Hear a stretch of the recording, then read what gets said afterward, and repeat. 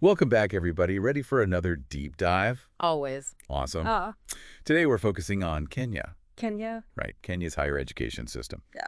Um, Lots going on over there. yeah, you've been looking into some big changes being proposed, and, well, it's interesting stuff. We're talking new bills, debates about the quality of education, and even how they choose their university leaders. So we're going to break down two of these proposed amendments that could Yeah. really change things up. It's a pretty pivotal moment for Kenya's universities. I Yeah. mean, these amendments get to the core of how higher education is structured there, who's really in charge. Yeah, for sure.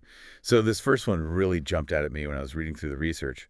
So it says that universities shouldn't be allowed to offer diploma courses anymore, Oh, wow. that they should only be offered by TVET institutions. Right. The technical and vocational education and training institutions. Right. Yeah. So to get why this is such a big deal, you got to look at how things work now. So right now, both universities, and they're overseen by the Commission for University Education, the CUE, Okay. and TVETs, and they fall under the Technical and Vocational Education and Training Authority, or TVEA. Gotcha. Both offer these diploma courses. So basically you're saying we have these two different types of institutions. Exactly. Okay. Governed by two different organizations, but they both offer the same exact credentials. I mean, wouldn't that cause a lot of confusion? Oh, absolutely. And all this overlap, it's definitely fueled concerns about how consistent diploma quality really is. It's hard to compare diplomas from different institutions when you're not even playing on the same field. Right, right. And it gets even more complex, I think, when you consider that PVETs, they have a standardized national exam for diplomas, right? But the universities, each one kind of does its own thing, its own tests. Yeah, their own internal tests. How can you even compare the two? You can't. You hit the nail on the head. That's a major problem. I mean, because of how different those assessment methods are, it's pretty much impossible to figure out the overall quality, across the board. And so the people who are pushing for this amendment, they think that if diplomas were only offered through TVETs Okay. and they all used that one standardized exam, the system would be way more streamlined. And then ultimately the quality of these courses would be better. Makes sense. But I mean, wouldn't this hurt universities financially if they can't offer these diplomas anymore? Well, yeah, potentially. I mean, a lot of Kenyan universities depend on those diploma courses for income. Okay. It's a big source of revenue for them. So losing that could definitely cause some financial strain. And then wouldn't that end up trickling down to the students? Yeah. Like maybe tuition hikes for degree programs, right? Potentially, yeah. Or even making higher ed less accessible overall. Yeah, you're raising a crucial point. It's the classic dilemma, isn't it? Trying to balance quality with accessibility. Right.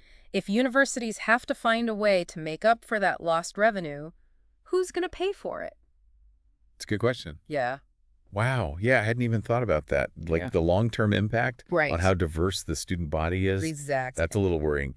So is this all really about improving quality, Yeah. or are there some financial motives Right. we need to think about here? Something to consider, right? Oh, for sure. It's a really complex situation. There's definitely a lot of potential ramifications. And it's way bigger than just those diploma courses, you know what I mean? Right. It really raises questions about, where the funding should go and who actually benefits from all these changes. Okay, so let's switch gears a little bit. Let's talk about that Second Amendment. Okay. So it deals with how they choose university leaders. Right.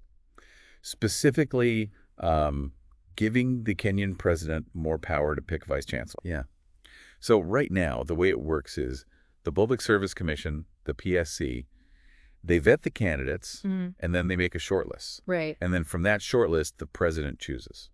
Yeah, so the amendment would streamline things. The PSC would still do the vetting, Yeah. but the final list would go straight to the president. I know some of the people who support this, they say it'll speed up the process. Right.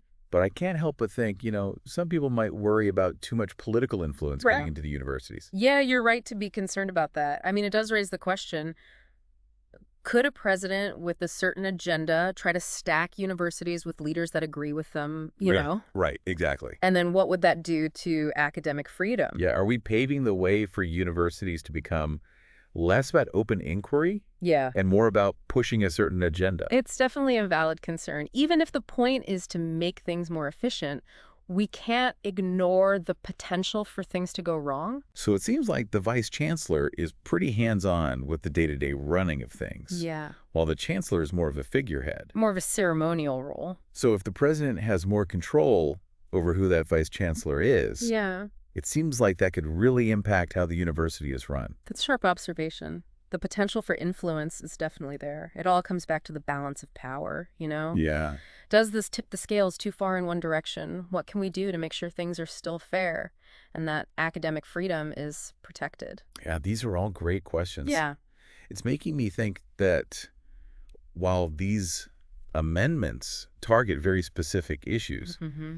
they really bring up these bigger questions about what Kenyan higher education is going to look like, you know? Absolutely. Like, what kind of system does Kenya want? And who should be making those decisions? These are questions that need real thought and open discussion. Absolutely, yeah. Yeah.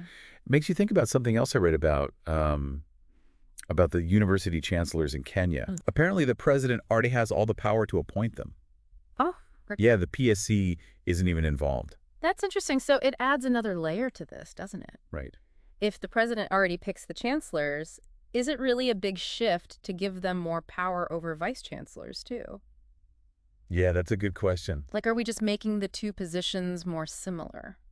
I guess it comes down to how much power each role actually has. Right. It seems like the vice-chancellor is way more involved in the day-to-day running of the university. Yeah, they're really in the thick of it. Right, and the chancellor is more of a symbolic figurehead. Exactly. So giving the president more control over the vice-chancellor could have a much bigger impact on how the university actually functions. You're absolutely right. It's not just about the title, it's about what they can actually do.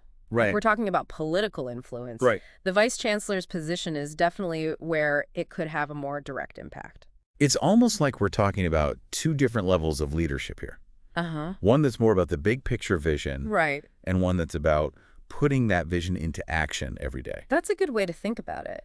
And I think that's why this particular amendment is stirring up so much debate.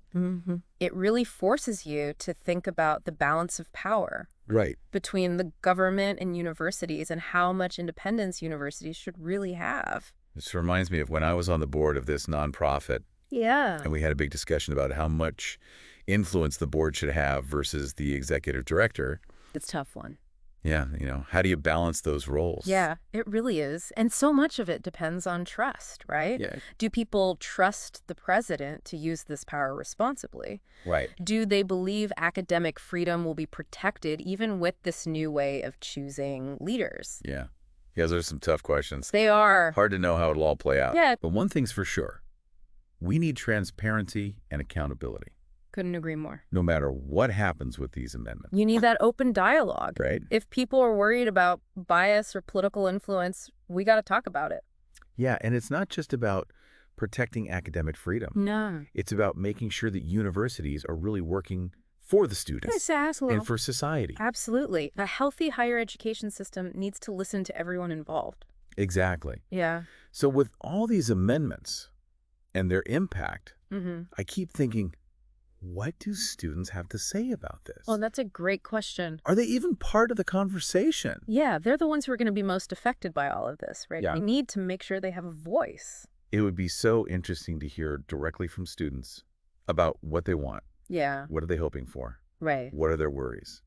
How do they feel about this potential increase in political influence? I think it would really add a lot to this conversation. At the end of the day, they are the future of Kenya's higher education system. For sure. Well, we've covered a lot today. We have. We talked about these two amendments and really dug into what they might mean for the future. It's pretty clear that Kenyan higher education is at a turning point. It is. It really is. Yeah. We talked about power, academic freedom, quality, accessibility, big, complicated stuff. Yeah. No easy answers. And we have to remember, this is all still unfolding. Right. These debates are happening right now. Mm-hmm. We don't know what the final outcome will be. Yeah, the decisions they make in the next few months will shape Kenya's higher education system for years to come. It's definitely something to keep an eye on. Absolutely. Yeah, it's easy to get lost in all the policy details, Yeah. but these decisions have real consequences, Oh, for sure. We're talking about whether people can get an education, Right. how good that education is, and how it all affects Kenyan society. Absolutely. These aren't just ideas. They affect real people's lives. students, faculty, their families, entire communities. There's a lot at stake here. And speaking of all those people involved, Yeah. what about the faculty? How do they feel about these changes? That's another important perspective to consider. Right. I mean, the faculty are the ones teaching and doing research every day. Right. They know what universities need to be successful. They need to be part of this conversation, too. It'd be really interesting to hear from different faculty members, Yeah. ones who support these amendments, Right. ones who are against them, Mm-hmm. and those who maybe aren't sure what to think. Absolutely. Getting all those different viewpoints would give us a much better understanding of what these changes could really mean. It's about hearing the whole range of concerns and hopes from within the universities themselves. This whole deep dive has really shown how everything in higher education is connected. You Right. can't just change one thing Right. without it affecting everything else. Yeah, it's like an ecosystem. You change the funding, the governance, academic freedom. Mhm. It all has a ripple effect. It really shows that reform isn't easy. Nope. It takes a lot of thought and discussion and being willing to listen to different opinions. And it takes having a common goal. What kind of higher education system does Kenya want? Right. What are the values that should be guiding its development? These are questions that need to be answered together. Well, we've definitely given everyone a lot to think about today. We have. As we wrap up, I want to leave you with this. Keep learning, keep asking questions, and stay involved in these important issues. Yes. The future of Kenyan higher education is being decided now, Mm-hmm. and it's a conversation we all need to be part of. Absolutely. The decisions they make in the next few months will have an impact for years to come. So stay informed, stay curious, and stay engaged. Thanks for joining us for another deep dive. Thanks for having me.